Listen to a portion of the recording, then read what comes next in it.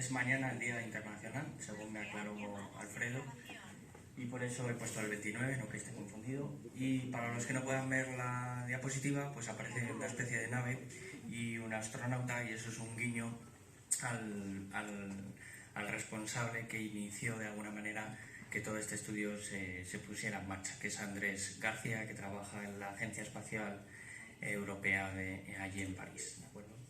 Y además es un afectado de retinitis pigmentosa. Aquí más o menos explicaros un poquitín en qué contexto se ha realizado el estudio. Y el estudio se ha realizado pues básicamente con muy poca financiación y sobre todo en nuestras horas extras, y por eso va un poquito más lento de lo que a nosotros nos gustaría, o nos gustaría que fuese mucho más rápido de lo que realmente va. Aprovechando que hay abogados en la sala, pues diría que a mis jefes, cabrones, que no nos habéis pagado las horas extras. Pero bueno, va un poco, la idea es explicaros un poquitín en qué contexto se ha realizado el estudio.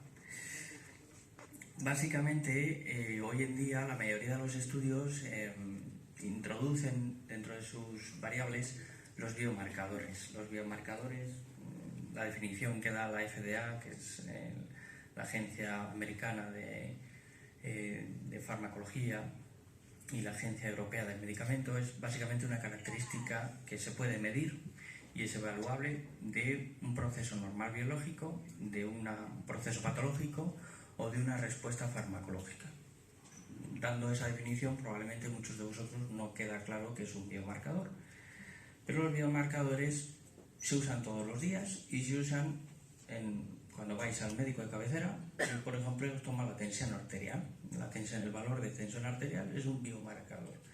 El valor de glucosa que se toma en los pacientes con diabetes es otro biomarcador que utilizamos en la clínica diaria para poder evaluar cómo están actuando nuestras intervenciones en ese tipo de pacientes. Esos biomarcadores también se utilizan en investigación. Algunos de ellos son marcadores genéticos, otros de ellos son marcadores moleculares, existen de diferentes tipos. Deciros que los biomarcadores es como el sustituto más o menos bueno, no lo suficiente bueno como para que sea el protagonista de la historia, pero sí lo suficientemente bueno como para, en algunos casos, suplantar a la variable clínica. La variable clínica pues sería el jefe o el tío que tiene el puesto de manera permanente en su trabajo, y el biomarcador sería el sustituto que en algunos casos pues desempeña el papel de jefe. Una variable clínica para realizar un estudio pues podría ser los años de supervivencia o progresión de enfermedad, por ejemplo. Como ese tipo de estudios llevan mucho tiempo, pues hoy en día la ciencia se basa en identificar aquellos biomarcadores que puedan darnos una respuesta de nuestros efectos o de nuestros diagnósticos sobre los pacientes. Las características fundamentales que tienen que tener los biomarcadores es que tiene que ser medible. La segunda característica es que tiene que responder muy rápidamente a cambios muy pequeños, y lo tercero de ellos es que tiene que estar entre medias o en el camino entre una enfermedad y un resultado clínico. Como os he dicho anteriormente, existen hoy en día dos formas de hacer estudios. La mayoría de ellos hoy en día ya incluyen biomarcadores. La primera de ellas es basándose en variables clínicas. No necesitan valoraciones externas ni validar esas variables clínicas, porque se basan, por ejemplo, en años de vida de supervivencia, como pueden ser muchos de los estudios que se realizan en tumores, años, por ejemplo, en mortalidad. El problema de este tipo de estudios es que para recopilar todo ese tipo de información se requiere mucho tiempo, y a lo largo, por ejemplo, en un estudio tumoral pues hay bastantes pérdidas, sobre todo a la hora de las variables clínicas. Los biomarcadores, por contra, nos sirven para acelerar muchas de las variables, o para saber cómo podrían predecir de alguna manera cómo van a comportarse ciertas variables en ciertos pacientes bajo determinadas circunstancias. ¿Por qué son importantes los biomarcadores? Lo primero de ellos porque de alguna manera predicen el riesgo de enfermedad. Algunos de ellos pueden predecir la progresión de una enfermedad, o si una enfermedad está activa o está estable. Además, los usamos para predecir la respuesta a ciertas terapias que nosotros podemos utilizar en ciertos ensayos clínicos. Además de las respuestas a ciertas terapias, nos pueden indicar si esos biomarcadores pueden indicar también si hay toxicidad a esas terapias o si existen interacciones entre otros medicamentos. Los biomarcadores son importantes porque participan en el proceso de desarrollo de los fármacos. Hoy en día, una de las mayores fallas que tiene la industria farmacológica es el desarrollo de una terapia. Fijaos que a pesar de que un fármaco pase por todas las etapas, que luego posteriormente os las enseñaré, por todas las etapas que tiene que pasar, que es fase 1, fase 2, fase 3 y fase 4, fijaos que a pesar de que salga exitoso en todas de esas etapas, la probabilidad de que un fármaco salga al mercado laboral es de 1 de 10. Estos biomarcadores nos ayudan en ese sentido a acelerar a que salgan las terapias mucho antes al mercado y sobre todo nos ayudan a identificar qué terapias no van a ser eficaces en los estadios más iniciales. Estas son todas las etapas en las que debería participar, en las que debería pasar un fármaco antes de llegar al mercado laboral. La última fase es la fase 4 y es la fase comercializada, en donde se comercializa el fármaco e incluso en esa fase a veces hay estudios de postcomercialización. Pues bien, los biomarcadores nos ayudan en todas las fases, tanto en las fases de laboratorio, desde que se inicia o se diseña o se programa el fármaco, hasta la fase final, que es la fase de comercialización.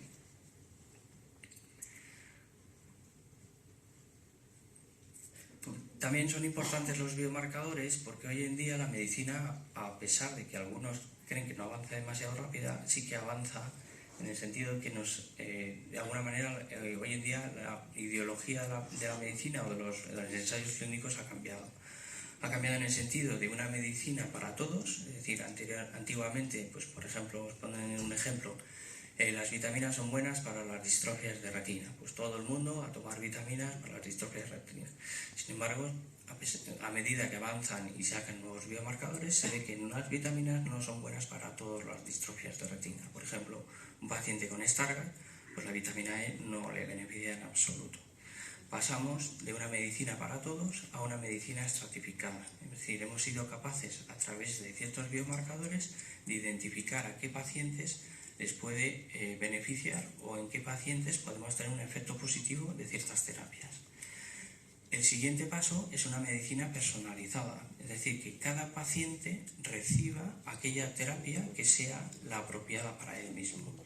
Y para esto es lo que os vienen diciendo durante toda la mañana, es decir, hay que identificar a los pacientes porque precisamente en pacientes con retinitis pigmentosa la variabilidad fenotípica es muy grande y por lo tanto una terapia le puede beneficiar a algún paciente, pero quizás a otro paciente con retinitis pigmentosa no le beneficie.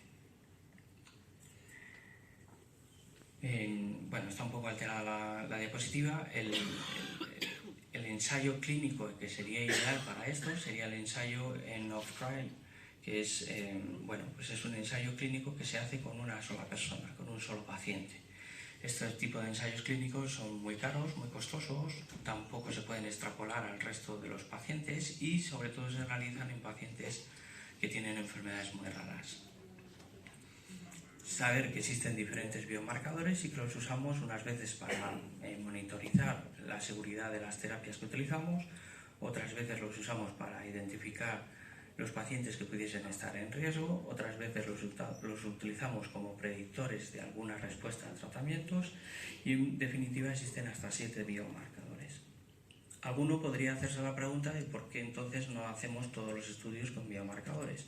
Fijaos que para que un biomarcador sea eficaz, eficiente y tenga validez, la duración desde que de alguna manera se diseña como biomarcador hasta que se da su paso o se le certifica como biomarcador seguro, tienen que pasar casi 10 años.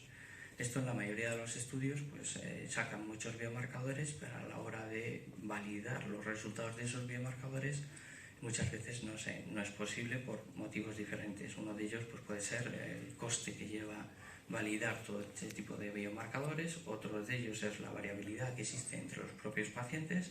Hay biomarcadores que pueden indicar ciertas patologías en algunos, pero en otros pueden ser totalmente distintos.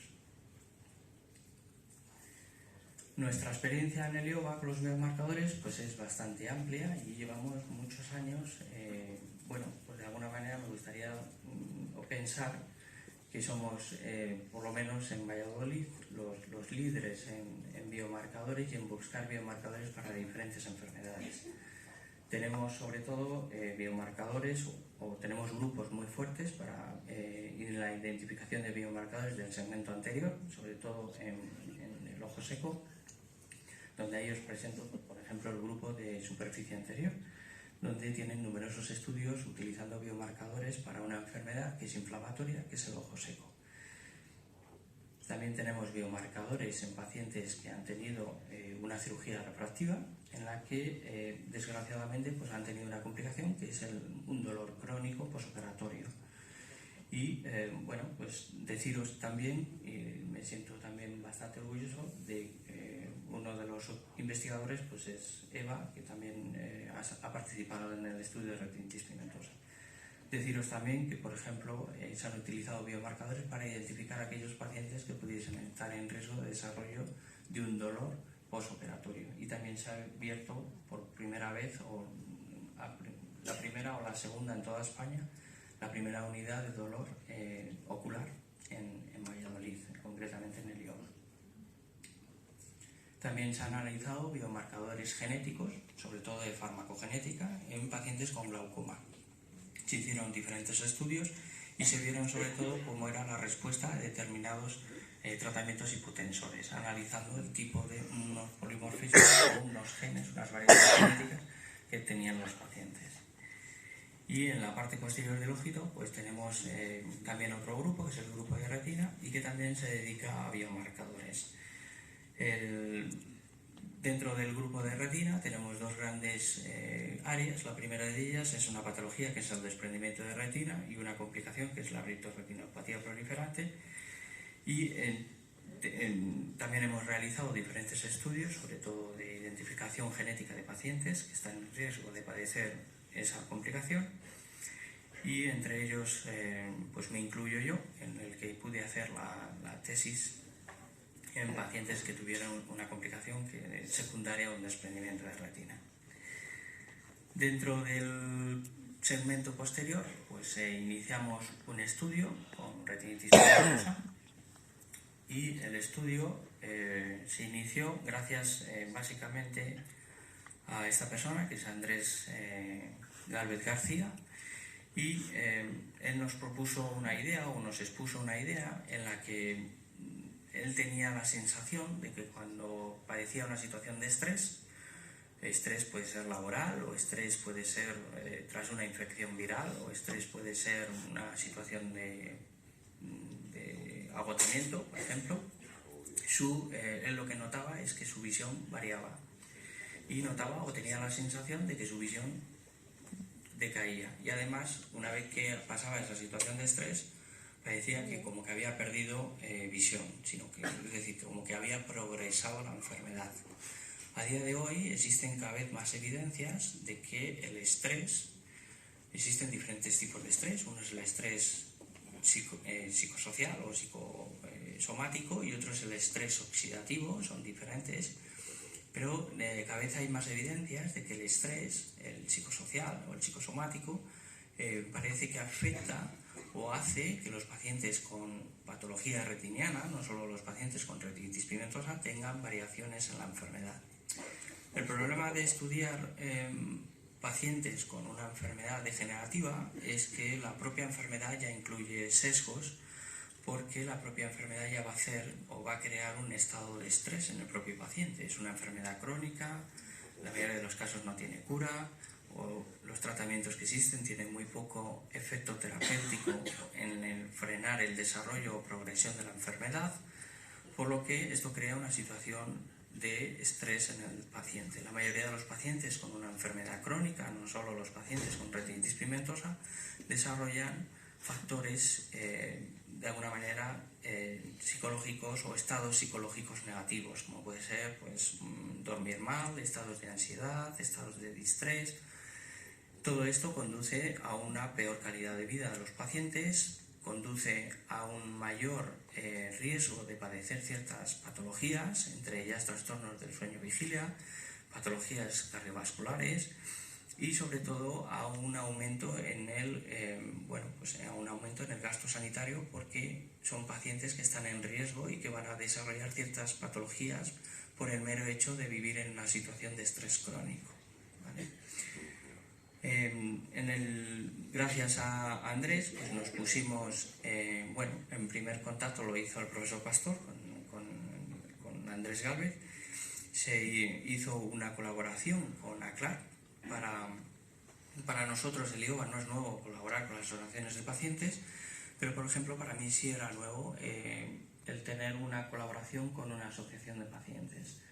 Creo que las asociaciones de pacientes, y ACLAR por ejemplo lo está empezando a entender, creo que puede moverse como asociación y debe moverse como asociación, y gracias a que por ejemplo ellos se mueven, pues se logró un estudio colaborativo en primer lugar con Andrés y posteriormente con los pacientes de ACLAR.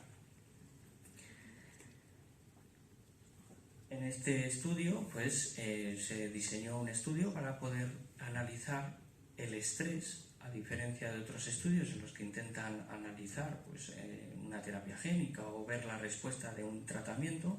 Pues nosotros quisimos objetivar cómo era el estrés en estos pacientes con retinitis pigmentosa. Entonces analizamos biomarcadores que nos van a dar una medida objetiva de cuál es el nivel de estrés en este tipo de pacientes. Pero además había que hacerlo de una manera en la que los pacientes o las muestras que recogiésemos de estos pacientes pues no tuvieran o hubiese que dañar o por ejemplo sacar sangre, o hubiese que pinchar, o hubiese que molestar demasiado en exceso al paciente. Por lo que se decidieron coger muestras muy simples, que son de saliva, de pelo y de lágrima. La mayoría de los biomarcadores o las moléculas que vamos a analizar para ver cómo es el estrés en este tipo de pacientes ya están validados en otros estudios, no para distrofias de retina hereditaria, pero sí para otros estudios de inflamación o otros estudios de estrés oxidativo. Además, fuimos un poco más ambiciosos y quisimos desdoblar el estudio y analizar muchas más cosas. Una de las que analizamos es ver cómo era el estado de calidad del sueño en este tipo de pacientes, y se pasaron dos encuestas que están validadas para estudios del trastorno del sueño-vigilia. Y además hicimos una exploración oftalmológica para poder clasificar cómo clasifican actualmente los ensayos clínicos a los pacientes. Todo ello, la idea global es intentar una clasificación de los pacientes para tener una medicina mucho más precisa y un tratamiento mucho más preciso para este tipo de pacientes. Nuestro primer objetivo, por lo tanto, fue examinar la asociación que puede existir entre el grado de severidad de los pacientes, el estrés molecular, en este caso a través de la saliva, del pelo y de la lágrima, y el impacto psicológico que tienen ellos a través de las encuestas de ansiedad y de sueño. Los primeros tres problemas que nos encontramos al analizar ese tipo de variables es que, como he dicho anteriormente, la propia enfermedad ya crea estrés dentro del paciente, por lo tanto va a crear un sesgo a la hora de analizar ese tipo de variables. El segundo de ellos es que para analizar el estrés, la única medidas o instrumentos o herramientas que disponemos son de unas encuestas de estrés que el paciente rellena en función de las preguntas que se le hacen. Por lo tanto, son meramente subjetivas y no hay una manera objetiva de cuantificar cuál es el estrés. El tercer problema que nos encontramos es que a día de hoy no hay ningún biomarcador que haya sido validado para el estrés crónico. Por lo tanto, teníamos un punto de partida bastante difícil. Lo que intentamos diseñar con el estudio fue introducir unas medidas objetivas que fueron una serie de moléculas que íbamos a analizar en el pelo, en la saliva y en la lágrima. De alguna manera, para poder objetivar de manera objetiva, valga la redundancia, el estrés que tenían este tipo de pacientes. Se introdujeron los pacientes gracias a la colaboración con ACLAR, y gracias a ellos pudimos llegar a la cifra Fueron 78 los que pudimos recoger de manera adecuada todas las variables, aunque vino mucho más gente al IOGAN. Nuestra segunda propuesta dentro del estudio fue valorar cómo de eficaz es la prueba que realizamos en una consulta diaria de oftalmología en un paciente sin dilatar. Recordar que cuando los pacientes con problemas de segmento posterior van a la consulta oftalmólogo, generalmente utilizamos unas gotitas que dilatan, y esa dilatación pupilar pues produce un mayor deslumbramiento en los pacientes que tienen la enfermedad. Y lo que quisimos es ver si realmente podemos hacer las evaluaciones diarias de los pacientes con un cierto grado de calidad sin tener que dilatar a este tipo de pacientes. Por lo tanto, una de las pruebas que se realizaron fue realizar tanto el campo visual como la tomografía de coherencia óptica, como la sensibilidad de contraste sin dilatación de los pacientes. Dentro de los retos que suponía todo esto, lo primero de ellos es que la mayoría de los pacientes con retinitis pigmentosa tienen cataratas, con lo cual va de alguna manera a entorpecer la calidad de las imágenes. La segunda de ellas es que no había una dilatación, y esa fue una de las premisas que nos puso a Clark. Y la siguiente de ellas es que la mayoría de los pacientes tienen muy baja visión y por lo tanto no fijan bien dónde tienen que mirar exactamente en el punto. Por lo tanto, lo que hicimos fue clasificar a los pacientes en función de cuál fue el análisis oftalmológico, según unas características clínicas, y graduamos a los pacientes en moderados, severos y leves. Desgraciadamente, los pacientes que tuvimos, la mayoría de ellos eran moderados severos, y solo tuvimos 2 pacientes que eran leves.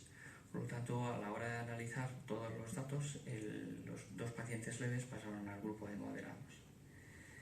Deciros que los primeros resultados, que son preliminares y que, como he dicho anteriormente, todos los biomarcadores que salgan hay que validarlos, fueron presentados en un congreso internacional en Vancouver, y para el que no vea la diapositiva, pues aparece un póster, y ahí aparece el símbolo de ACLAR, por primera vez pues en Vancouver, en Canadá, en un congreso internacional.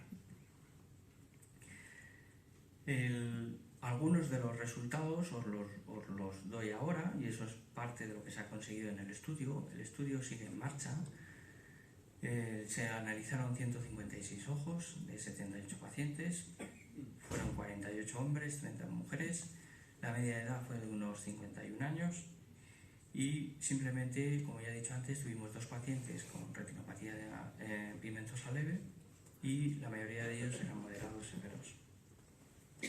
En la gráfica que existe en la diapositiva, y para la gente que no pueda verla, pues aparecen 3 gráficas. Una de ellas es la agudeza visual, que es cuánto ven los pacientes. La mayoría de los pacientes que acudieron a nuestro estudio pues tenían una media de agudeza visual, los que eran moderados, de 0,4. 0,4 es aproximadamente, para que hagáis una idea, un 40%. Mientras que la media de agudeza visual de aquellos pacientes que tenían una retinitis pigmentosa severa era de un 20%. ¿De acuerdo? Había diferencias significativas entre los 2 grupos, entre moderado y severa, en la agudeza visual. En cuanto al OCT, que es una prueba que se utiliza hoy en día en oftalmología para poder valorar cómo es la retina central, que es la parte más importante del ojito, pues también se vieron alteraciones tanto en el grupo moderado como en el grupo severo, aunque no había diferencias entre ellos. Y en cuanto al campo visual, pues fijaos que la mayoría de ellos tenían una media de desviación de casi menos 30 decibelios.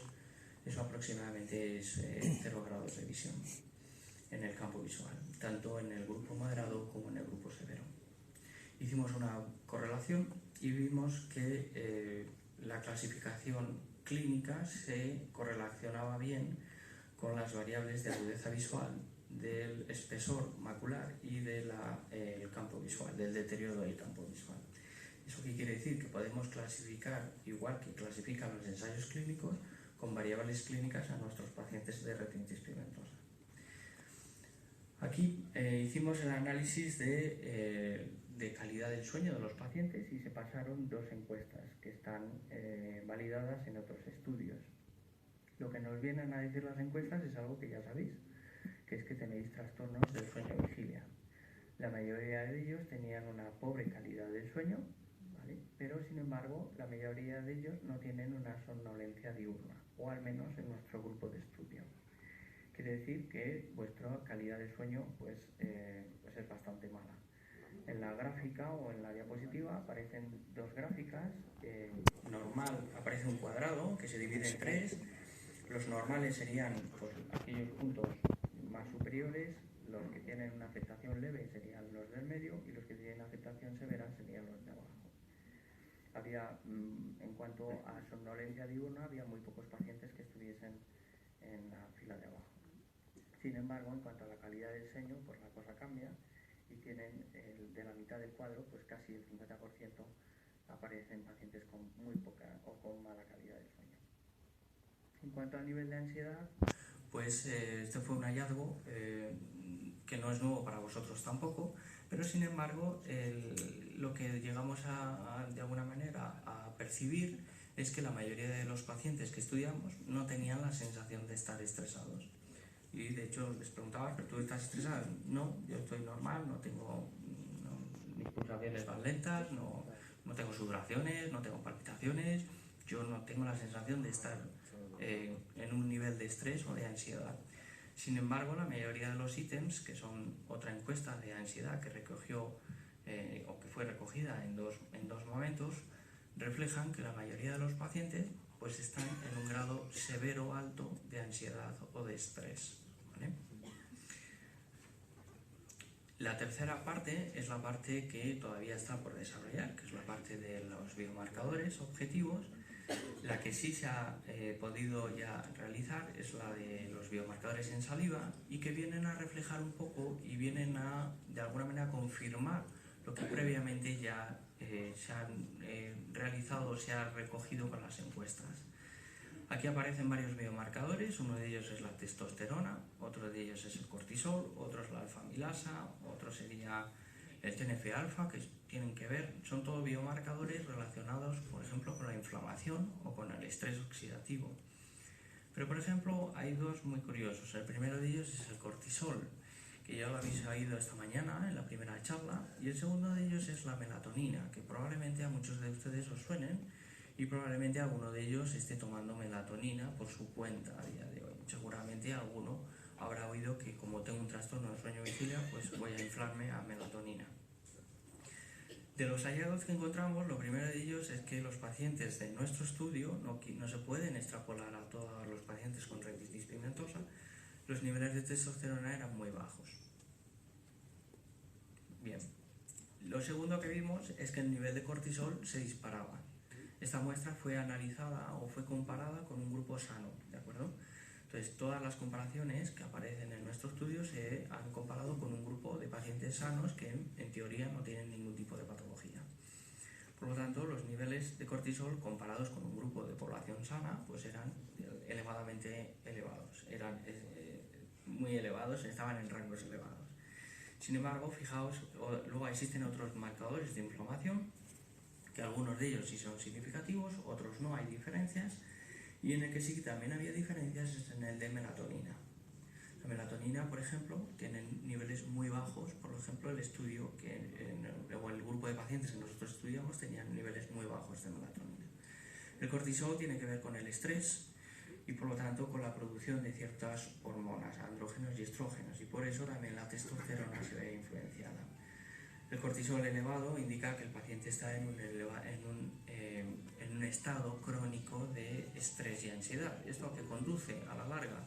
Pues conduce a enfermedades cardiovasculares, conduce sobre todo a que el paciente esté inmunodeprimido y por lo tanto tenga mayores o esté expuesto a mayores infecciones, tanto virales como bacterianas, a que su sistema inmune sea mucho más, de alguna manera, un poquito peor que una persona que esté sana.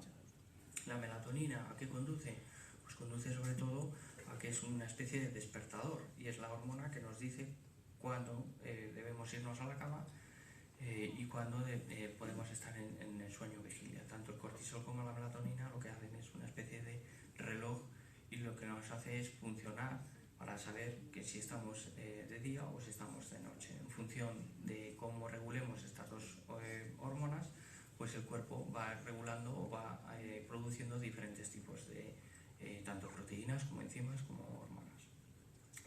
Es decir, que de alguna manera lo que ya constatan las encuestas o las validaciones de estrés se recoge de manera objetiva en las muestras de saliva.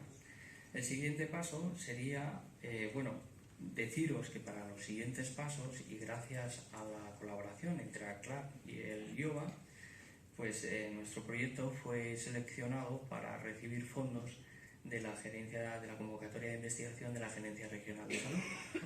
No es mucho dinero, pero ese dinero es fundamental para poder seguir analizando las muestras que se recogieron de pelo y para poder analizar las muestras que se recogieron de lágrima. Recordar que es un proyecto que nace sin ningún tipo de financiación, que nace de la buena fe y de la buena colaboración entre ACLAP y el IOBA, y que nace de las horas extras que pues, un grupo de colaboradores y yo pues, hemos intentado hacer en nuestras horas extras. Por lo que creo o considero que hemos llegado a bastantes puntos y podemos llegar a muchos más si seguimos en esta colaboración. Por lo tanto, cuando nos pedías, Alfredo, un compromiso de colaboración, lo tienes, claro que lo tienes, pero también de alguna manera os mandaría el mensaje o la señal que como asociación, yo no sé la de proyectos de investigación que haya recibido ACLAP, pero probablemente, y no me equivoque, este pueda ser uno de los primeros. También como asociación os podría decir que es la primera vez que aparece ACLAP en un congreso internacional de ojos. Entonces creo que como asociación os queda todavía mucho recorrido para conseguir cosas.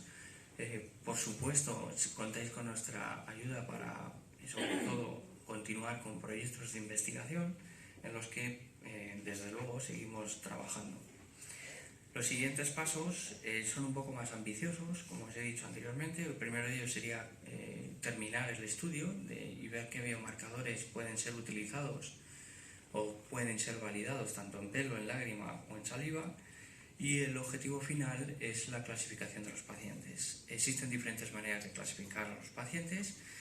Pueden ser genéticamente, puede ser a través de exploraciones clínicas oftalmológicas o pueden ser a través de biomarcadores. Nuestra idea es una clasificación global que aúne o que reúna todas esas variables, tanto las variables de estrés como las variables objetivas, como las variables oftalmológicas, como las variables que se recojan de la genética. En la mayoría de los casos, uno de los problemas que hemos encontrado y que bien han descrito esta mañana mi compañero es que la mayoría de los pacientes no tienen una identificación genética, con lo cual pues esa parte se nos hace mucho más difícil. La idea de clasificar a los pacientes no es que uno lleve una etiqueta y diga, bueno, pues ya estoy etiquetado como retinitis pigmentosa A o B o C o D. La idea es que si algún día sale un ensayo clínico, la idea es daros a cada paciente el tratamiento que mejor le pueda venir. Y la idea es identificar aquellos pacientes que puedan tener estrés elevado o niveles de estrés y ansiedad elevados, que ellos mismos no se dan cuenta de que están padeciendo esa situación y de alguna manera actuar, bien sea a través de fármacos o a través de ciertas moléculas o a través de, se me ocurre a bote pronto, pues terapias conductuales que pudiesen bajar o interactuar o de alguna manera disminuir ese impacto del estrés sobre su capacidad funcional. Como guinda final, y esto está simplemente en pañales, no quiero dar ninguna esperanza a nadie, la idea es trabajar en un ensayo clínico y os puedo garantizar que ya me he puesto a ello y llevo varios meses, entre ellos meses, trabajando en lo que podría ser una propuesta de un ensayo clínico y en la que espero, por supuesto, tener la colaboración de ACLAP y de todos ustedes. Deciros que, pues esta es vuestra casa. vuestra casa para todos los problemas que queráis, o para los problemas sobre todo en los que podamos ayudaros, no solo a nivel de oftalmológico, sino también en el sentido de poder buscar ayudas, entre ellas, pues, por ejemplo, intentar guiaros hacia terapias conductuales o intentar ayudaros a la hora de identificar hacia ciertos ensayos clínicos, o incluso para daros información quizás más técnica de la que tengáis algunas dudas en cuanto a terapias. También es vuestra casa para invitarnos a una cerveza de vez en cuando, porque bueno, habéis pasado 80 personas por allí, pero nadie nos ha invitado a ninguna caña, ¿de acuerdo? Bueno, muchas gracias por vuestra atención.